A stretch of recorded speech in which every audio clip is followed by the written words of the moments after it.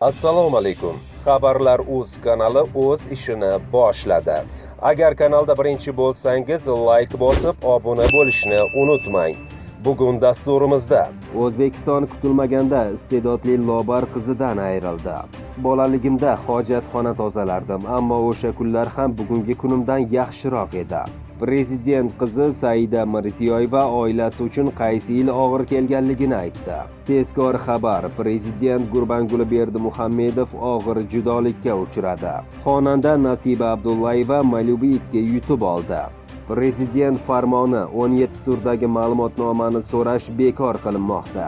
Endi esa batafsil. O'zbekiston kutilmaganda iste'dodli lobar qizidan ayrildi.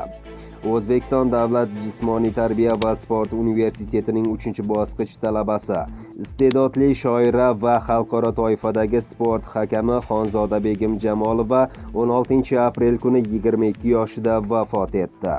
Xonzodabegim Jamolovaning yaqinlari bergan ma'lumotlarga ko'ra, uning vafotida 15 aprel kuni tunda qon bosimining keskin pasayib ketishi, qon bosimini ko'tarish uchun qilingan muolajalar oqibatida esa yurak to'xtashi sabab bo'lgan. Xonzodabegim Jamolova 1999-yil 27-martda Bekobod tumanida tug'ilgan. U sportdagi qisqa faoliyati davomida bir qator yutuqlarga erishgan. Karate bo'yicha 2-dan qora belbog' sohibasi, jet kundo bo'yicha xalqaro turnirlar g'olibidir. Xalqaro toifasidagi hakam hamda xalqaro sport loyihalari tarjimoni. Xonzodabegim Jamolova sportdan tashqari ijod bilan ham faol shug'ullangan. Jumladan uning Baxt tongi nomli she'riy to'plami bundan bir oy avval O'zbekiston Yozuvchilar uyushmasi ko'magida chop etilgan.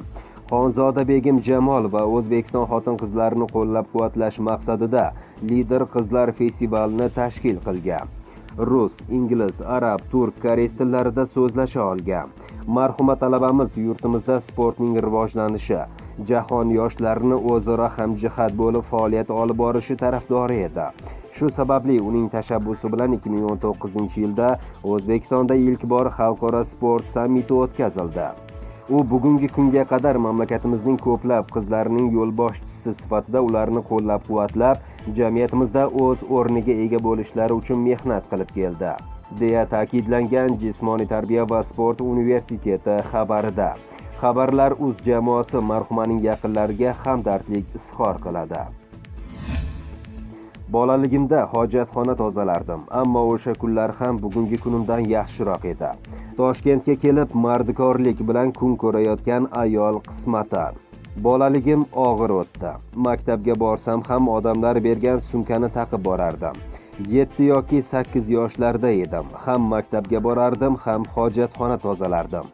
Har kuni ishim uchun 200 so'm berishardi. Shu pulga 4 dona non olib uyga chopardim.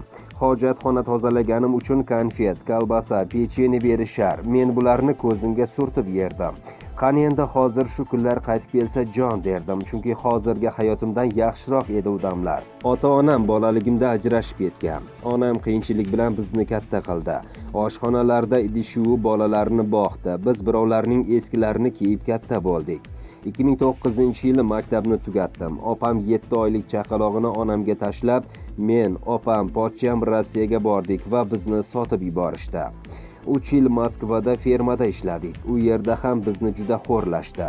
Fermada bir mol boquvchi turmushga chiqishni taklif etdi. Rozi bo'lmaganim uchun haqoratlandim. Shundan so'ng pasportimni olib qochdim. Surxondaryoga keldim, turmushga chiqdim, farzandli bo'ldim. Ishonasizmi, hech qayerga sig'madim. Ota-onam 2 xonali loytomda turadi. U yerda yashashga, ishlashga sharoit yo'q. Shuning uchun bundan 5 yil oldin Toshkentga kelib mardikorlik qilishni boshladim. Mirziyoyeva: 2013-yil oilamiz uchun og'ir keldi. Kutilmaganda yaqin bir insonimiz olamdan o'tib qoldi. Bu musibat meni hayotga boshqacha qarashga majbur qildi. Aslida Alloh panohidan boshqa himoyamiz yo'qligini va o'ziga mustahkam iymongina bizni qutqara olishini tushundim. O'sha kunlari qalbimda bir chaqiriqni his qildim. Buni so'z bilan tushuntirish qiyin. Oldinlari bunday kuchli tuyg'uni sezmagan ekanman. Ka'bani tavof qilish, haj ibodatini ado etish istagi butun borlig'imni qamrab oldi. Balki kimdir siz uchun bu muammo emas-ku deyishi mumkin hozir, ammo unda vaziyat boshqacha edi. Tashkiliy muammolar yetarlicha, yana o'sha yili bedavo kasallik Ebola virusi tarqalgani ham ortiqcha bo'ldi. Lekin mening ko'zimga u paytda hech qanday to'siqlar ko'rinmadi. Biz kvota bo'yicha navbat kutib o'zbekistonlik ziyoratchilar guruhida joy qidirdik. 1 yil deganda yo'limiz ochildi va Saudiya Arabistoniga yo'l oldik. Haj ziyorati qoidasiga ko'ra samolyotimiz Madina shahriga qo'ndi. Havo 45 daraja issiq. Boshqa ziyoratchilar bilan birga 6-8 kishilik xonalarga joylashdik. Ibodatni qattiq ushlaydigan bu joni boshchiligida ammajonim, xolam, singlim va men jami 5 ayolmiz. Samolyotdan tushiboq bu jonim hammamizni masjidga olib bordilar. Qorin och, tunu kun tayinli ovqat yemaganmiz. Ehson qilib xurmo bilan qora non tarqatib yurgan odamga duch kelganimizda singlim ikkimizning xursand bo'lib ketganimizni ko'rganingizda edi. Umrimda bunaqa mazali non yemaganman. O'sha kundan xurmoga ham mehrim tushib qoldi. Doim o'zim bilan bir juft xurmo olib yuradigan bo'ldim. Ertasiga avtobusda Makkaga qarab yo'l oldik. Yo'l bo'yi talbiya aytib ketdik. Shu narsa xotiramda muhrlanib qoldi.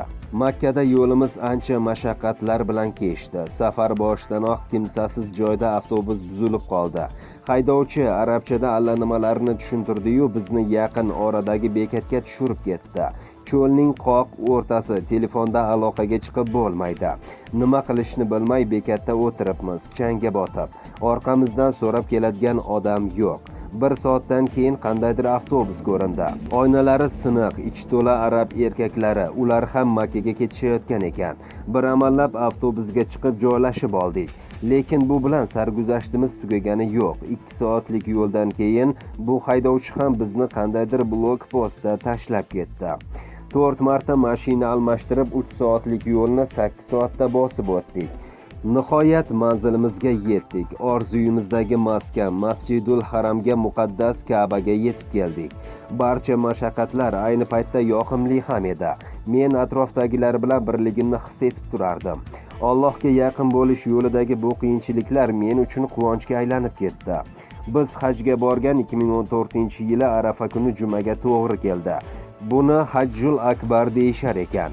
Bu biz uchun haqiqiy omad, baxtimiz bo'ldi. Aytishlaricha Makkaga o'sha yildagichalik ko'p odam kelmagan emish. Ka'bani aylanar ekanmiz, odamlar oqimi bizni shunchalik o'zi bilan tez tortib ketardiki, necha marta aylanganimizni sanashga zo'rg'a ulgurardik. Men ko'p davlatlarda bo'lganman, lekin bunday muhitni, bunchalik dunyodan uzilish hissini boshqa hech qayerda his qilmaganman. Bu hisni tuyish barchaga nasib etsin. U muqaddas zaminga har bir dindoshimizning oyog'i yetsin. Yana bir bor Ramazon ro'zasini go'zal tarzda o'tkazishni tilayman. Ibodatlaringiz qabul bo'lsin azizlar. Gurbanguli Berdimuhamedov og'ir judolikka uchradi. Turkmaniston prezidenti Gurbanguli Berdimuhamedovning otasi Malikguli Berdimuhamedov 89 yoshida vafot etdi. Bu haqda Respublika Davlat axborot agentligi ma'lumotiga tayanib Interfax xabar bermoqda. Malikguli Berdimuhamedov Ichki ishlar vazirligida ishlagan yillar davomida Toshqovuz, Maryam, Ashxobod shaharlarida turli lavozimlarda faoliyat yuritgan. U guruh komandiri, otryad boshlig'i, navbatchi qism kadrlar bo'limini boshqargan. U ko'p yillar o'qituvchilik qildi. Milliy ta'lim instituti, Pedagogika fanlari ilmiy tadqiqot instituti va Ashxobod ma'rifat bo'limida ishlagan. Pedagogika fanlari ilmiy tadqiqot instituti va Ashxobod ma'rif bo'limida ishlagan.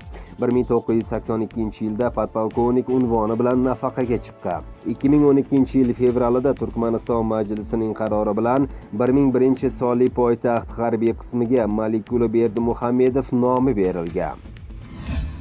Prezident farmoni bilan 17 turdagi ma'lumotnomani so'rash bekor qilinmoqda. 2021-yil 23-martda aholi va tadbirkorlik subyektlariga davlat xizmatlaridan foydalanishda yanada qulay sharoitlar yaratish, bu borada byurokratik to'siqlarni qisqartirish bo'yicha qo'shimcha chora-tadbirlar to'g'risidagi prezident farmoni qabul qilindi. Mazkur farmon bilan 2021-yil 1-iyundan boshlab davlat organlari, xo'jalik birlashmalari, mahalliy ijro etuvchi hokimiyat organlari, davlat tashkilotlari va muassasalari tomonidan aholi, shu jumladan tadbirkorlik subyektlaridan yana 17 turdagi ma'lumotnoma so'rash bekor qilinmoqda. Bular ruhiy kasalliklar bo'yicha dispanser hisobida turish yoki turmaslik haqidagi, narkologiya bo'yicha dispanser hisobida turish yoki turmaslik haqidagi, sudlanganlik holati bo'yicha, manzil ma'lumot axboroti, fuqaroning nomida shaxsiy uy-joy mavjud yoki mavjud emasligi, turar joyning maydoni, soliq qarzi mavjud yoki mavjud emasligi, soliq to'lovchi jismoniy shaxslarning davlat soliq xizmati organlarida hisobga qo'yilganligi, pensiya va nafaqa miqdori, pensiya va nafaqa oluvchilar ro'yxatida mavjud yoki mavjud emasligi, nikoh qayd etilganligi, nikohda turmasligi yoki nikohdan ajralganligi, shaxsni tasdiqlovchi hujjatning nusxasi, shaxsning belgilangan shakldagi fotosurati, tibbiy ijtimoiy ekspert komissiyalarining ma'lumotnomalari, mehnat daftarchalari va ularning nusxalari, ish haqi va ish stajini oliy va o'rta maxsus ta'lim muassasalarida o'qiganlikni tasdiqlovchi arxiv ma'lumotlari, kadastr hujjatlari va ularning nusxalarini talab qilish bekor qilinadi. Xonanda Nasiba Abdullayeva Malibu'ga yutib oldi. O'zbekiston xalq artisti Nasiba Abdullayeva yutuqli aksiyalardan birida qimmatbaho sovg'a sohibiga aylandi. Ma'lum bo'lishicha, Orient Finance Bank va Visa hamkorligida tashkillashtirilgan yutuqli aksiya g'olibi bank mijozi Nasiba Abdullayevaga super yutuq Malibu 2 avtomobili topshirilgan.